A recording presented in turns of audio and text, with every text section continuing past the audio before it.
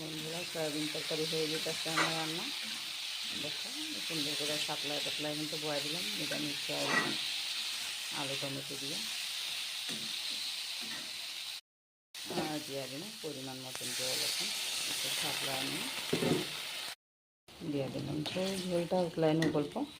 Tasty সয়াবিনটা কিন্তু হয়ে গেল বন্ধুরা, নামাই ফেলাই।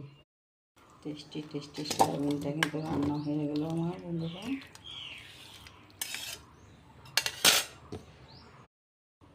কীরকম হয়েছে আমার সয়াবিন তরকারিটা বন্ধুরা কমেন্ট করে জানাইতে কিন্তু ভুলবো না তোমরা।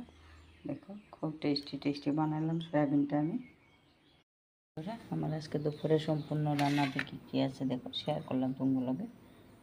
সে চানার ডাল, এখানে আছে সয়াবিন আলু টমেটো তরকারি, শাহি পনির, সাদা ভাত, আর আছে লগে একটা সেন্ট লেবু। বন্ধুরা আমি এখন খাওয়া শুরু করি।